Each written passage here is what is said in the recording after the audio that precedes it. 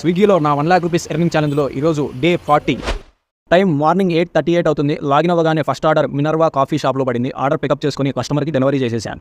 Second order ఇన్స్టామార్ట్లో పడింది. Third order the old Madras baking కంపెనీలో పడింది. మేఫిల్ రెస్టారెంట్లో అండ్ శ్రీకన్య రెస్టారెంట్లో మల్టీ ఆర్డర్స్ అయితే పడ్డాయి.